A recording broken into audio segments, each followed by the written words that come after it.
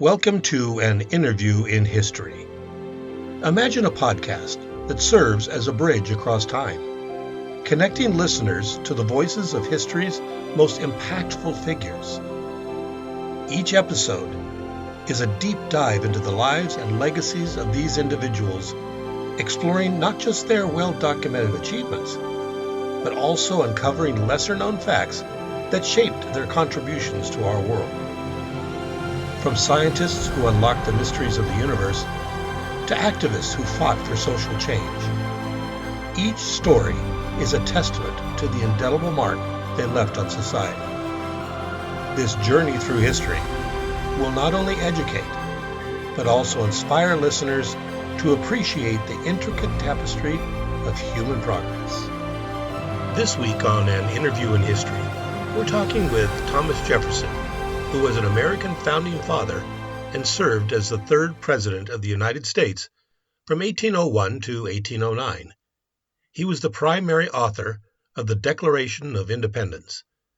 Following the American Revolutionary War and prior to becoming president in 1801, Jefferson was the nation's first U.S. Secretary of State under George Washington, and then the nation's second vice president under John Adams.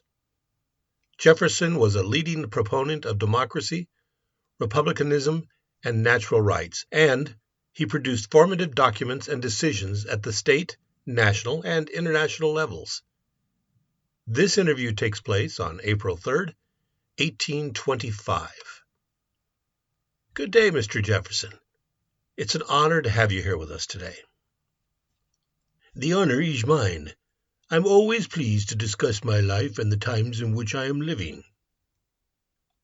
Let's begin with your early years. Can you tell us about your childhood? Certainly.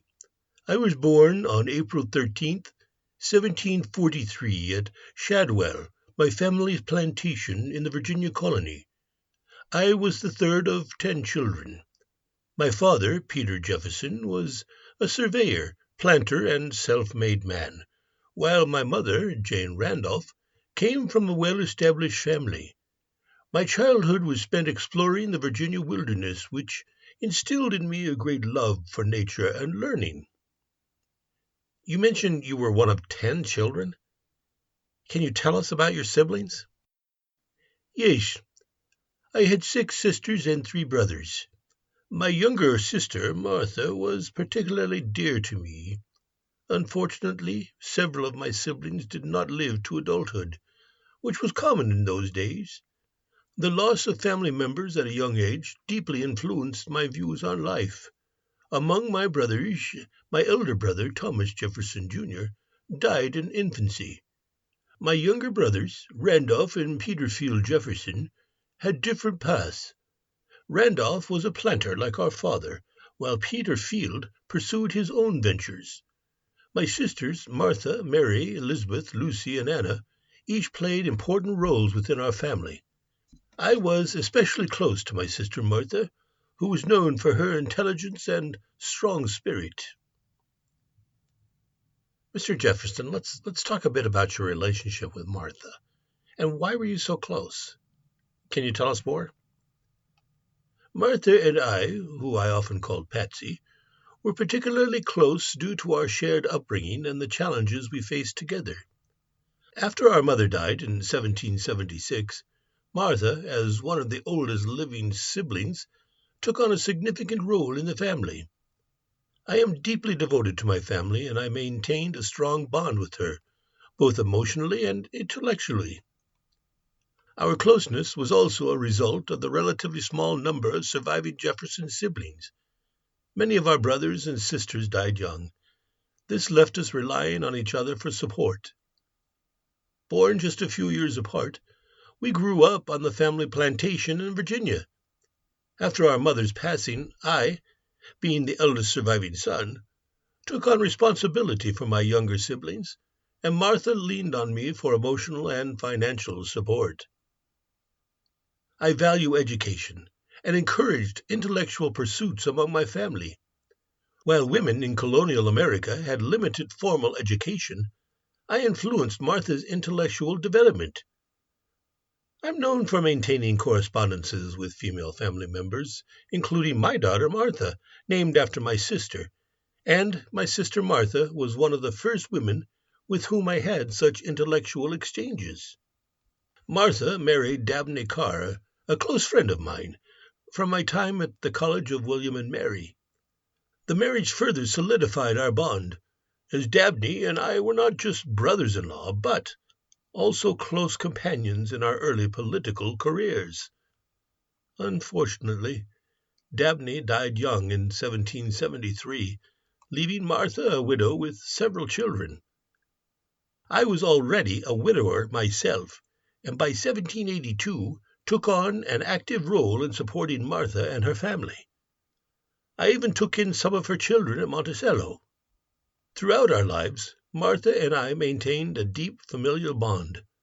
I provided financial assistance when she needed it, and she remained a beloved presence at Monticello.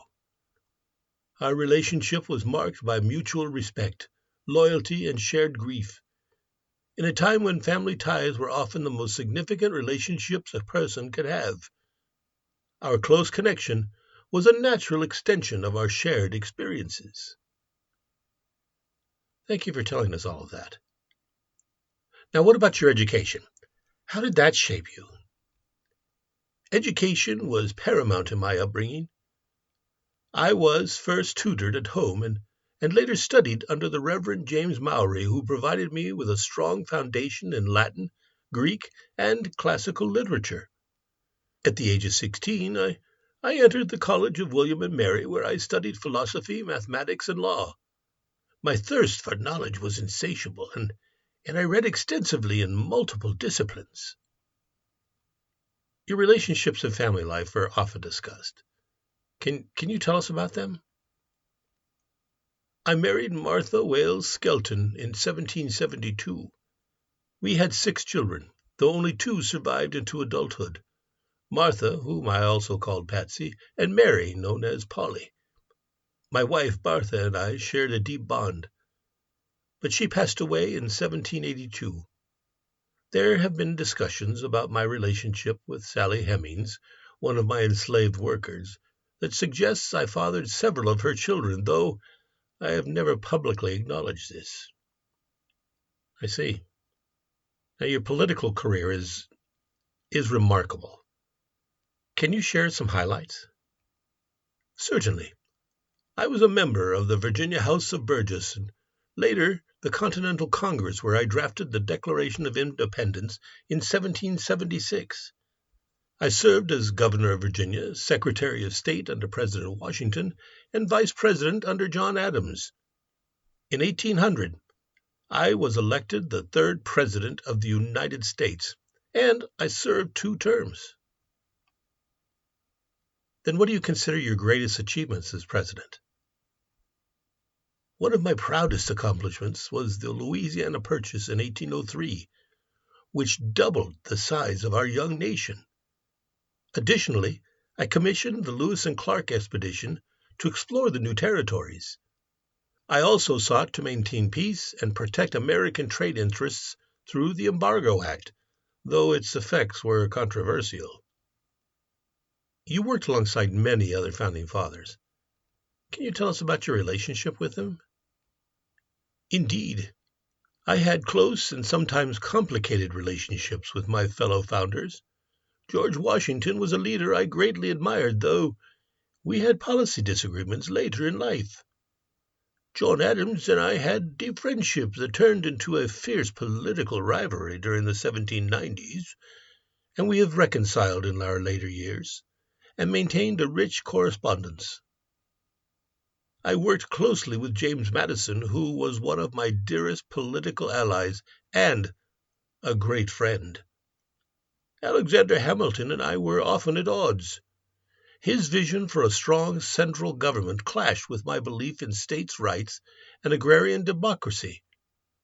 Benjamin Franklin was a mentor and a source of wisdom, and I deeply respected his intellect and diplomatic skills. Each of these men played an essential role in shaping the nation, and despite our differences, I believe we all shared a commitment to the Republic's success.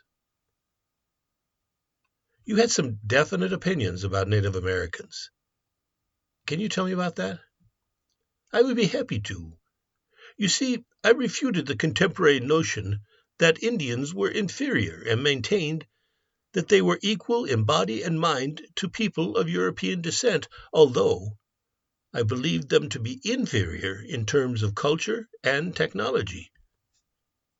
As governor of Virginia during the Revolutionary War, I recommended moving the Cherokee and Shawnee tribes, who had allied with the British, to west of the Mississippi River.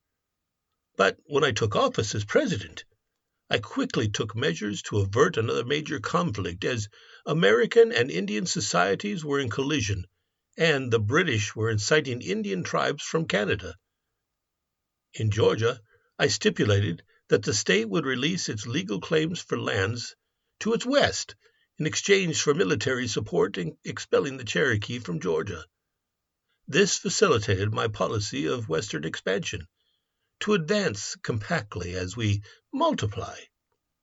In keeping with my Enlightenment thinking, I adopted an assimilation policy towards American Indians known as my civilization program, which included securing peaceful U.S. Indian treaty alliances and encouraging agriculture. I advocated that Indian tribes should make federal purchases by credit, holding their lands as collateral. Various tribes accepted my policies, including the Shawnees, led by Blackhoof, the Muskegee, and the Cherokee.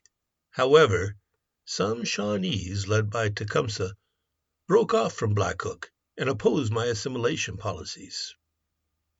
Thank you for going into that for me. After your presidency, you retired to Monticello. What has your life been like in your later years? Monticello has always been my sanctuary. I have spent my final years dedicated to education, the founding of the University of Virginia, which I consider one of my greatest legacies. I also correspond with my old friend and rival John Adams. I live a quieter life, surrounded by family, books, and the land I love. Then how do you hope history remembers you? I wish to be remembered for my contributions to liberty and education. On my gravestone, I've requested that only 3 accomplishments be listed: author of the Declaration of Independence, founder of the University of Virginia, and author of the Virginia Statute for Religious Freedom. These embody my lifelong commitment to knowledge and human rights. Thank you, Mr. Jefferson, for sharing your incredible story with us. The pleasure has been mine. May the pursuit of knowledge and liberty continue for all generations. Jefferson was approximately $100,000 in debt, and it weighed heavily on his mind in his final months, as it became increasingly clear that he would have little to leave his heirs. In February 1826, he successfully applied to the General Assembly to hold a public lottery as a fundraiser. His health began to deteriorate in July 1825 due to a combination of rheumatism from arm and wrist injuries and intestinal and urinary disorders. By June 1826, he was confined to bed. On July 3rd, overcome by fever, Jefferson declined an invitation to attend an anniversary celebration of the Declaration in Washington. During his last hours, he was accompanied by family members and friends. Jefferson died on July 4th, 1826, at 12:50 p.m. at the age of 83, on the 50th anniversary of the adoption of the Declaration of Independence. In the moments prior to his death, Jefferson instructed his treating physician, "No, doctor, nothing more," refusing laudanum. But his final significant words were, "Is it the 4th?" When John Adams died later that same day, his last words were, "Thomas Jefferson survives." Though Adams was unaware that Jefferson had died several hours before.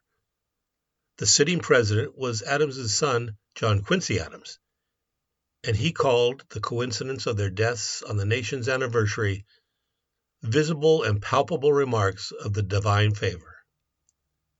Shortly after Jefferson died, attendants found a gold locket on a chain around his neck, containing a small faded blue ribbon around a lock of his wife Martha's hair. Jefferson was interred at Monticello under the epitaph that he had asked for.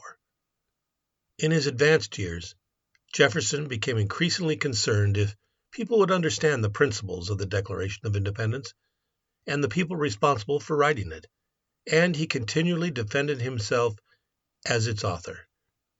He considered the document one of his life's greatest achievements, in addition to authoring the Statute of Virginia for Religious Freedom and founding the University of Virginia. Absent from his epitaph were his political roles, including his presidency. Jefferson died deeply in debt and was unable to pass on his estate freely to his heirs. He gave instructions in his will for disposal of his assets, including the freeing of Sally Hemings' children.